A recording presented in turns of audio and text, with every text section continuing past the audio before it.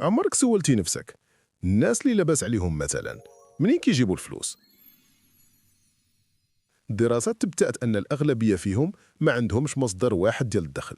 دابا جاوبني بصراحة، واش عندك باش تعيش إلا حبستي الخدمة 3 شهور ولا عام عامين؟ وارين بافيت قال إلا ما لقيتيش طريقة تدخل بها الفلوس وانت ناعس غتبقى خدام حتى تموت. السلام عليكم، معكم ياسين من الدار البيضاء. دابا أنا غادي الخدمة كيف ما العادة وخاصني نجري حيت تعطلت.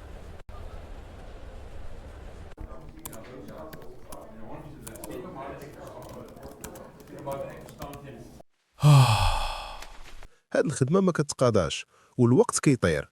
ياسين 33 عام، خدام بكونطرا 5000 درهم في الشهر، كيخدم من 9 حتى ل 6، كيصبر على الضغط، كيتسنى آخر شهر.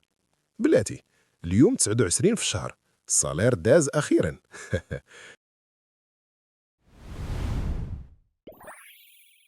الكرا، الضو، طوبيس، صافي ما بقى والو. دابا شكون حادي نتسلف من عنده؟ باقي 15 يوم في الشهر والجيوب خاوية.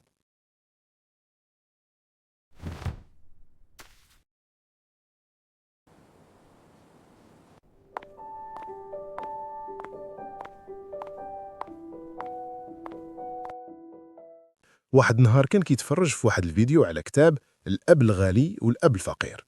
سمع واحد الجملة: الأغنياء كيشريو الأصول والفقراء كيشريو المصاريف. الأغنياء لا يعملون من أجل المال، بل المال يعمل لأجلهم. شنو هو الأصل؟ شي حاجة كتدخل لك الفلوس. المصاريف شي حاجة كتحيدهم منك. ومن هنا بدا التحول. وهنا كنوجه الشكر لكل شخص كيدعم هالقناة، وكنتمنى الجميع رمضان مبارك. دابا نجاوبوا على السؤال اللي كان في البداية. الناس اللي لاباس عليهم عندهم ما بين 5 حتى ل7 المصادر الدخل، وأهم هاد المصادر هي الفلوس اللي كتجيب لا خدمة أو ما يسمى بالدخل السلبي Passive Income. شنو هو الدخل السلبي؟ الدخل السلبي هو بناء أنظمة كتخدم عليك. مع التغيرات ومختلف الكوارث الصحية اللي كيعرفها العالم، الإنسان يقدر يلقى نفسه فجأة في الشارع بلا خدمة، وبالتالي الدخل السلبي كيحميك من هاد الظروف. أكبر فائدة في الدخل السلبي هي أنك ما كتبدلش كل ساعة بفلوس. كتقدر تسافر، ترتاح، تطور مهاراتك أو تبدأ مشروع جديد، وفي نفس الوقت كاين دخل كيدخل. ملي كتكون عارف بلي عندك دخل جاي حتى إلى نقصات المداخل الأخرى كيهبط ستريس.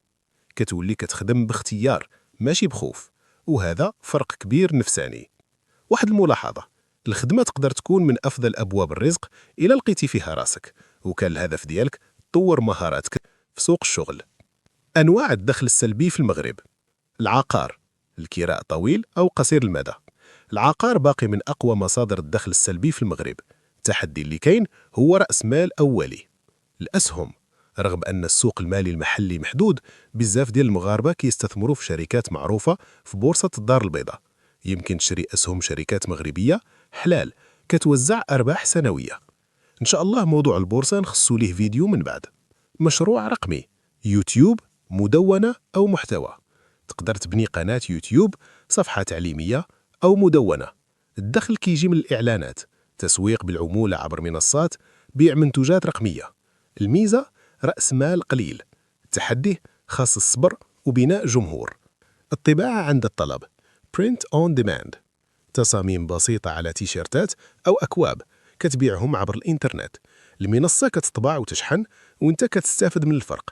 هنا الدخل كيكون شبه سلبي من بعد ما تدير التصاميم. تأليف كتاب أو دورة رقمية. إلى عندك خبرة في مجال معين، تعليم، رياضة، برمجة، تقدر تدير كتاب إلكتروني أو دورة. كتخدم مرة واحدة وكيقدر يتباع مئات المرات. مشاركة في مشروع كائم. عوض ما تبدأ من الصفر، تقدر تدخل شريك بنسبة في مشروع كيدخل أرباح. كتستثمر راس مال وتاخد نسبة من الأرباح بلا ما تكون حاضر يوميا. الخلاصة: الدخل السلبي في المغرب ممكن، ولكن السؤال ماشي هو شنو هو أحسن نوع. السؤال هو شنو هو الأنسب ليك حسب رأس مالك ووقتك.